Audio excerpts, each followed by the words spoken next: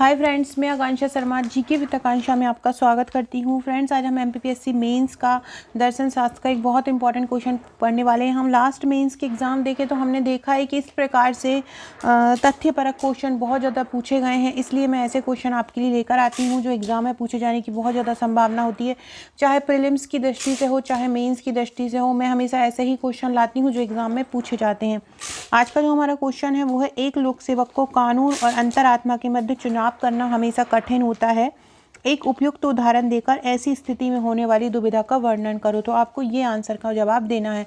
अभी अगर हम एमपीपीएससी की बात करें तो एमपीपीएससी में 20 नंबर का जो क्वेश्चन है वो एक दे दिया है। 20 नंबर में आपको आंसर लिखना है। तो ये आप क्वेश्चन समझिए, आपको 20 नंबर में ही लिखना है। मैं उसी तरह से आपको फ्रेम करूँगी। और यहाँ के ये इसको देखकर आप ये भी देख पाएंगे कि मेरा मेंस का नोट्स कैसा। मेरे मेंस के नोट्स जो हैं वो पूरे के पूरे प्रश्नोत्तर श्रृंखला में हैं। 5 नंबर, 11 नंबर, 3 नंबर इस प्रकार से डिवाइड किए गए हैं और हैंड रिटन है। पूरे फ्लो चार्ट, डायग्राम, मैप का यूज़ किया गया। ये इसलिए किया गया है क्योंकि आपको जो तथ्य परक नोट्स हैं, मतलब कि आपके जो थ्योरी वाइज नोट्स हैं, तो थ्योरी वाइज नोट्स आपको हर जगह पे मिल जाते हैं, बहुत सारी बुक्स ही मिल जाती है। लेकिन किस तरह से क्वेश्चन पैटर्न आता है, किस तरह से लिखना है, कहाँ फ्लो चार्ट का यूज़ करना है, वो आपको कहीं नहीं मिलता है। तो उसी की दृष्टिगत मैंने ये श्रृंखला स्टार्ट की थी करीब 1.5 से 2 साल पहले, और जो आप लोगों को बहुत पसंद भी आई है। और आशा है कि आप इसी तरह इसको देखते रहेंगे और इस तरह से अपनी तैयारी को आगे बढ़ाते रहेंगे। तो चलिए स्टार्ट करते हैं। एक लोक सेवक के लिए कानून और अंतरात्मा के मध्य का चुनाव करना हमेशा कठिन होता है। एक उपयुक्त उदाहरण देकर समझाइए। तो सबसे पहले ऐसी स्थिति में होने वाली दुविधा, ऐसी स्थिति में जो दुविधा होती है वो नैतिक दुविधा होती है। नैतिक मतलब व्यक्ति को अपनी अंतरात्मा की आवाज़ भी सुनना पड़ता है और साथ में साथ जो कानून की दृष्टिगत सही हो वो भी करना पड़ता है। तो ऐसी स्थिति में व्यक्ति क्या करेगा? तो नैतिक दुविधा क्या होती है? ऐसी स्थिति जहां व्यक्ति को 2 या 2 से अधिक प्रतिस्पर्धी मूल्य पर निर्णय लेना पड़ता है। मूल्य मतलब ऐसे मूल्य जो दोनों ही अपनी अपनी जगह सही हैं और प्रतिस्पर्धी हैं, मतलब दोनों की अगर हम तुलना करें तो कभी एक सही बैठता है, कभी दूसरा सही बैठता है, जिनके कारण किसी एक को स्वीकार करने से दूसरे मूल्य के साथ समझौता हो सकता है। तो ऐसी स्थिति जहां व्यक्ति को 2 या 2 से अधिक प्रतिस्पर्धी मूल्य पर निर्णय लेना पड़ता है, जिसके कारण किसी एक को स्वीकार करने से दूसरे मूल्य के साथ समझौता हो सकता है, वो स्थिति क्या कहलाती है? नैतिक दुविधा कहलाती है। कानून और अंतरात्मा के बीच नैतिक दुविधा उत्पन्न होने के कई कारण हैं। फ्रेंड, डिस्क्रिप्शन बॉक्स में WhatsApp, Telegram, Facebook, Insta, Twitter की लिंक मिल जाएगी, वहां से जुड़ जाइएगा। नैतिक दुविधा उत्पन्न होने के क्या कारण है? सबसे पहला है पुरातन कानून। कई बार कानून वर्तमान सामाजिक मानदंडों या वर्तमान पीढ़ी के मूल्यों के साथ तालमेल नहीं रखते हैं।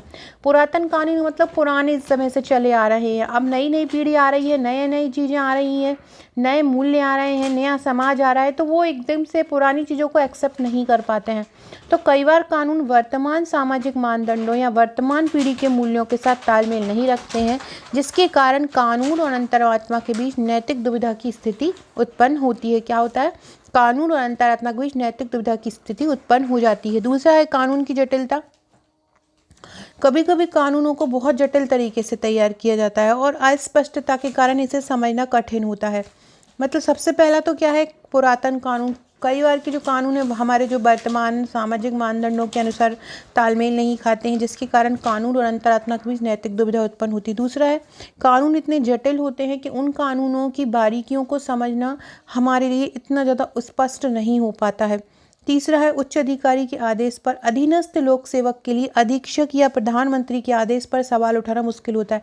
कोई अधिकारी है और उनसे किसी नेता ने, मुख्यमंत्री ने या प्रधानमंत्री जी ने कुछ बोल दिया है, तो उनको लगता भी है अधिकारी को कि ये गलत है, लेकिन वो उनके उस पर सवाल नहीं उठा सकता। तो इस स्थिति में ये मुश्किल हो जाता है।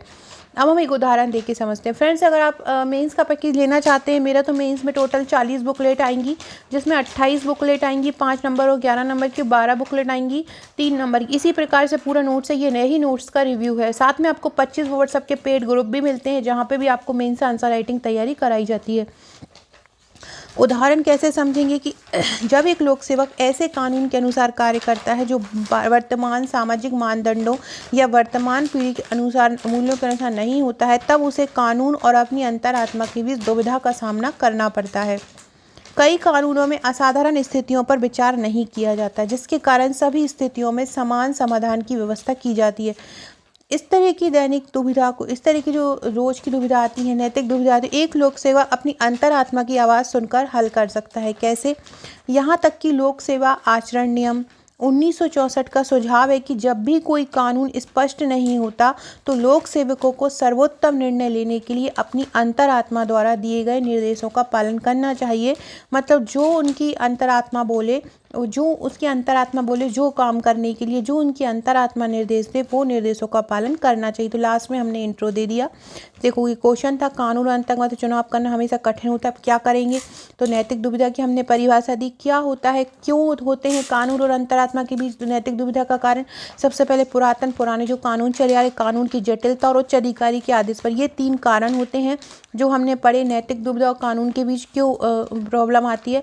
फिर हमने उसका उदाहरण समझा और क्या स्थिति बन जाती तब, और हमने लास्ट में क्या समझा कि इस प्रकार की अगर नैतिक दुविधा आती है तो अधिकारी को अपनी अंतरात्मा की आवाज़ सुनना चाहिए, जो उसकी अंतरात्मा बोले वही काम करना चाहिए। सो फ्रेंड, इस प्रकार हम अपना आंसर को बहुत अच्छे से लिख सकते हैं। इसी प्रकार से अब इस तरह का कोई भी क्वेश्चन आए तो आप यहाँ पे लिख सकते हैं। ये हमारी रामबाण टेस्ट सीरीज़ है प्रीलिम्स की। अगर आप प्रीलिम्स की भी तैयारी कर रहे हैं तो आप हमारी रामबाण टेस्ट सीरीज़ ले सकते हैं। 5000 प्रश्नों का इसमें संग्रह है। सो फ्रेंड्स, वीडियो अच्छा लगा हो तो लाइक शेयर सब्सक्राइब जरूर कीजिएगा। Okay friends, thank you.